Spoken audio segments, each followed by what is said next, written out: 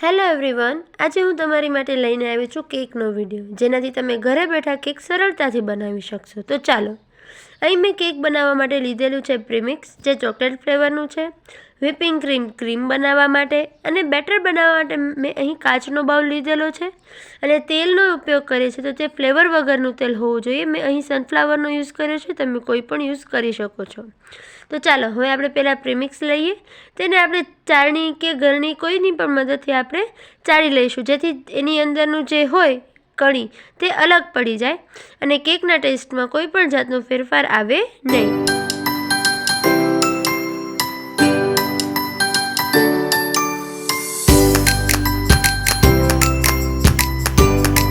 તો અહીં આપણું બેટર તૈયાર છે.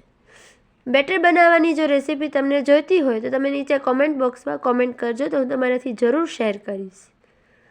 તો હવે જે આ બેટર છે તેની થિકનેસ આ પ્રકારની હોવી જોઈએ, જેથી કેકની જે સ્પોન્જ છે તે એકદમ સોફ્ટ અને મસ્ત બનીને આવશે. તો ચાલો હવે કેક માટે આપણું જે કેકનું બેટર છે તેને આપણે મોલ્ડમાં નાખી લઈએ.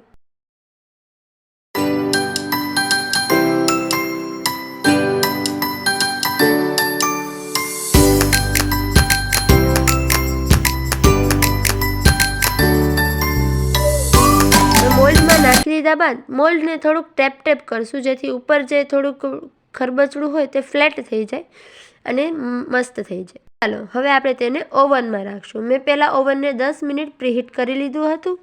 હવે ઓવનમાં રાખ્યા બાદ તેને આપણે 30થી 50 મિનિટનું રાખશું. હવે જે આપણે વ્હિપિંગ ક્રીમ લીધું હતું તેને આપણે વ્હીપ કરશું. મારી પાસે અહીં વ્હિપિંગ મશીન છે, તમારી પાસે વ્હિપિંગ મશીન ન હોય તો વિસ્કર પરથી પણ તમે ક્રીમને વ્હીપ કરી શકો છો.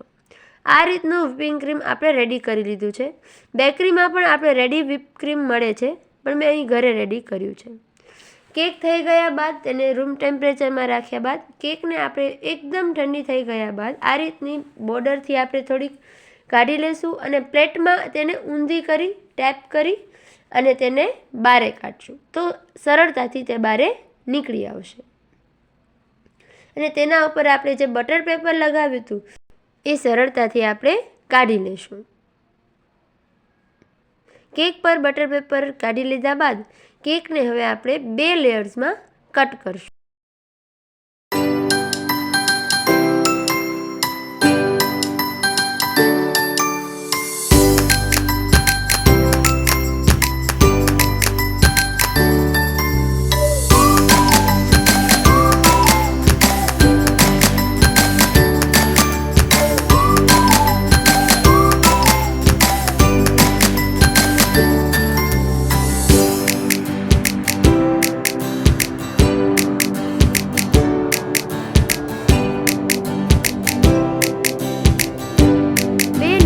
કટ કરી લીધા બાદ આપણે વ્હિપિંગ ક્રીમને એક પાઇપિંગ બેગમાં આ રીતે ભરશું, જેથી ક્રીમના લીધે આપણા હાથ પણ ન બગડે, પાઇપિંગ બેગ પણ ન બગડે. આ ઇઝી રીત છે, જેથી તમે પાઇપિંગ બેગને સારી રીતે ભરી શકો છો.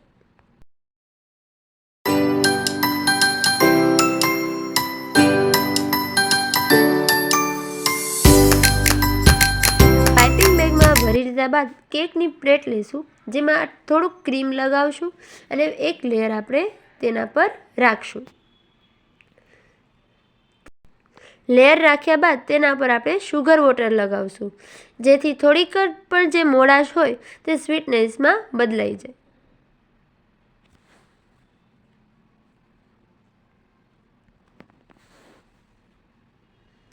આ રીતે શુગર વોટર નાખ્યા બાદ હવે તેને આપણે આઈસિંગ કરશું.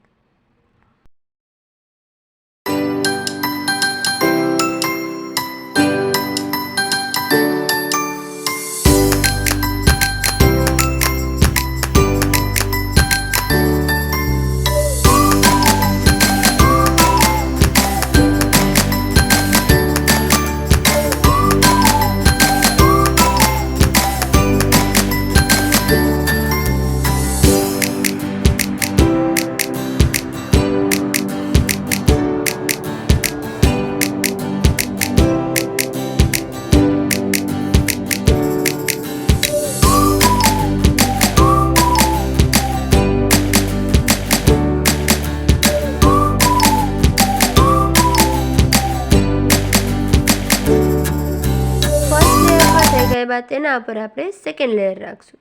તેના પર પણ એ જ રીતે આપણે સુગર વોટર નાખી અને આપણે તેના પર ક્રીમ નાખી અને તેનું આપણે આઈસિંગ કરશું.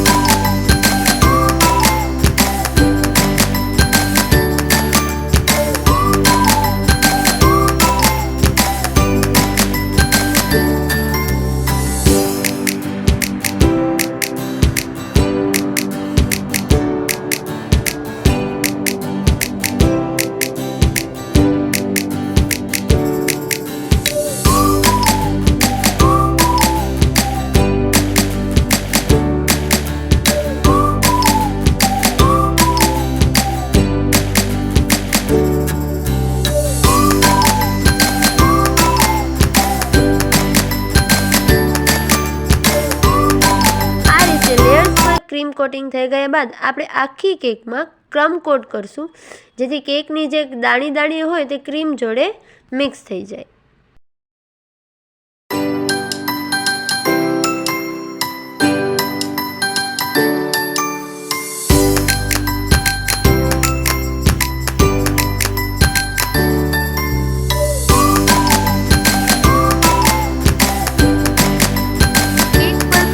થઈ ગયા બાદ હવે કેક પર ડિઝાઇન માટે આપણે જે વ્હીપ કરેલા ક્રીમ હતું એમાં થોડુંક હર્શીસનું ચોકલેટ સિરપ નાખશું.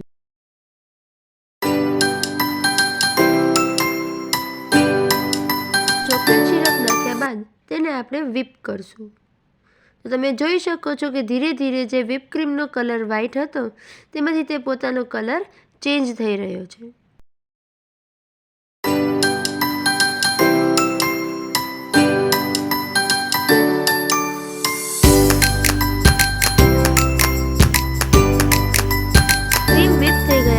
એ ક્રીમ વડે આપણે જે ક્રમ કોટ કર્યું હતું તેના ઉપર એક લેયર વધુ આપણે વ્હિપિંગ ક્રીમ વડે આઈસિંગ કરશું.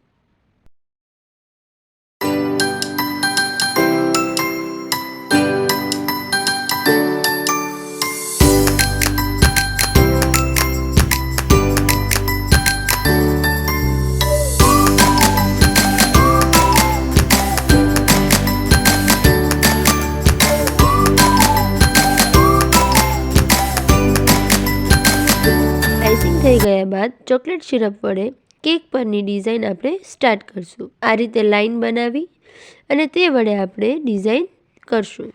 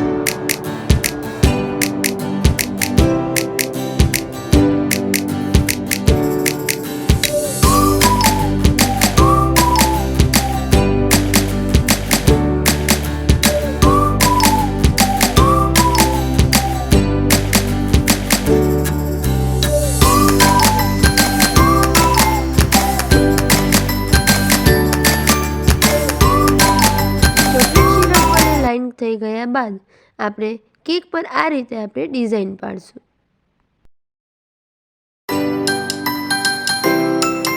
કેક પર ડિઝાઇન થઈ ગયા બાદ આ રીતે આપણે સ્ટાર નોઝલ વડે નીચેની કેકની બોર્ડર પર આ રીતની ડિઝાઇન બનાવશું.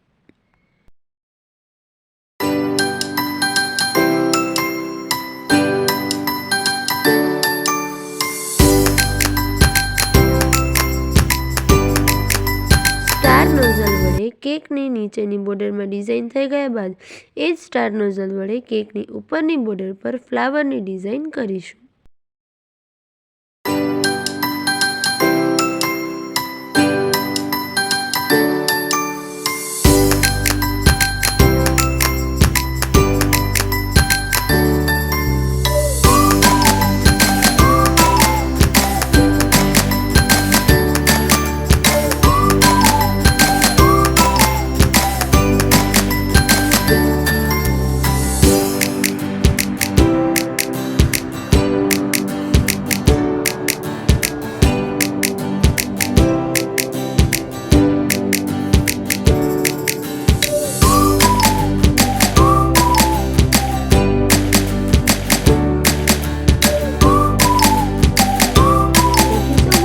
Watching this video.